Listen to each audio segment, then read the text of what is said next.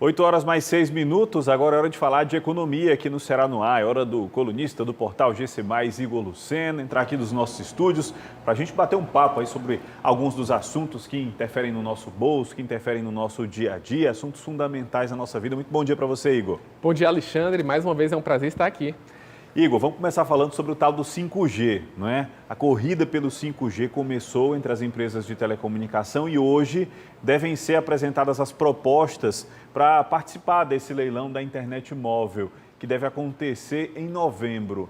Isso deve aumentar a concorrência entre as operadoras. Quais os impactos da chegada do 5G ao Brasil? O que isso significa para a nossa população? O que isso significa para as nossas comunicações e quais os impactos disso no nosso dia a dia? É isso aí, Alexandre. O 5G está chegando, o processo licitatório do governo federal já começou e hoje, basicamente, a gente tem 4, 5 empresas que operam a telefonia 4G no Brasil de uma maneira nacional. E o mais interessante, Alexandre, é que nós estamos vendo 15 empresas. Isso significa uma grande concorrência, inclusive empresas regionais aqui do Nordeste têm interesse de operar o 5G. E o que é que isso efetivamente muda? Bom, o sistema de rede 5G tem cerca de 100 vezes a velocidade de transmissão de dados. Ou seja, quando a gente está falando de velocidade de internet, de comunicação entre carros, casas, equipamentos digitais e principalmente isso vai alterar a maneira que as pessoas podem viver no comércio. A gente está falando de inovação, todos esses momentos de crise. Então o 5G vai facilitar que você mande vídeos, áudios, faça transmissões ao vivo. E um ponto mais importante, Alexandre, é a necessidade de investimentos. Quando essa licitação terminar, que provavelmente vai gerar mais de 50 bilhões de reais em outorgas, a gente vai ter uma necessidade de cabos, equipamentos, pessoal, tecnologia e muitos sistemas que devem entrar no Brasil. Isso significa que a gente vai ter uma área de tecnologia e informática muito desenvolvida nesse período. Agora, Igor, a gente está falando de 5G, de uma internet de alta velocidade, mas hoje em dia a gente tem dificuldade. Você não precisa ir muito longe, às vezes você está no estacionamento, às vezes você está no meio da rua, está falando no telefone, alô, oi, está me ouvindo? Eu, pelo menos, às vezes quando eu recebo alguma ligação, quando preciso fazer alguma ligação, eu passo mais tempo perguntando se a pessoa está me ouvindo ou do que realmente falando o que eu preciso falar. Isso deve trazer algum tipo de melhoria, porque se nas cidades é assim, quando a gente vai para o interior do estado, uma pega a operadora A, pega a B e não pega a C, a outra pega a C e pega a D e não pega a A.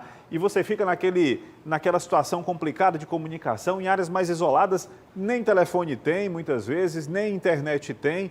Você não precisa ir muito longe, a região metropolitana de Fortaleza tem verdadeiros buracos de comunicação que você não consegue internet nem de 1G minúsculo, quanto mais de 5G.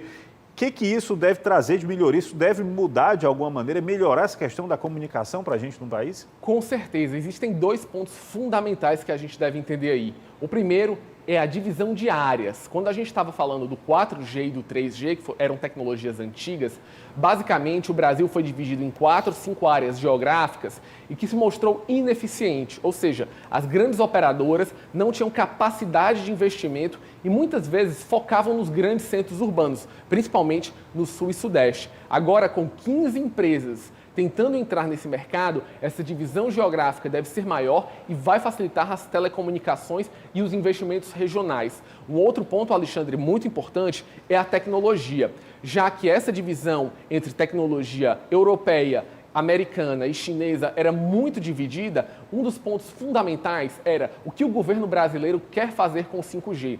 Ao mesmo tempo que o 5G pode ser usado em mísseis nucleares, que não é o nosso objetivo, ele tem a capacidade de fazer a internet chegar em cantos longínquos da Amazônia e do sertão nordestino. E muito provavelmente é dentro dessa vertente de integralização nacional e de tecnologia que a gente deve ver o 5G revolucionando. Então, não é basicamente uma mudança de banda, uma mudança de velocidade, mas uma tecnologia totalmente nova que deve realmente ajudar na integração de negócios e de pessoas no nosso país. E para o povo que está pensando o que vai almoçar hoje, o que vai comer amanhã, para essa população que tem fome, a internet, esse 5G, pode ajudar de alguma maneira a levar aí mais desenvolvimento econômico para as áreas mais distantes do país? Com certeza. Um dos pontos principais, Alexandre, é que a gente tem hoje várias empresas que funcionam através da internet. Hoje em dia, a gente tem restaurantes que não têm cadeiras, né? Que basicamente eles funcionam através de aplicativos e utilizam motoboys, empresas de entrega para chegar em locais distantes. Isso está funcionando também no nosso interior, através dos distritos. Com esse tipo de tecnologia, a gente vai integrar pessoas e empresas de uma maneira mais rápida e mais prática. E provavelmente a gente vai ver esse tipo de ações e benefícios, como por exemplo, benefícios do governo federal, chegando mais rápido para as pessoas. Ok, Igor, muito obrigado pelas informações. Quem quiser mais informações sobre o mundo da política, da economia, o QR Code está ali no cantinho da tela, você pode apontar a câmera do seu celular e vai ser direcionado automaticamente para a coluna do Igor Lucena no portal GC+. Igor, muito obrigado. Mais tarde a gente conversa na rádio, né? Jovem Pan News FM. A gente está lá batendo mais um papo sobre política e economia, tá bom? Com certeza, e até a próxima semana, pessoal. Valeu, Igor. Obrigado.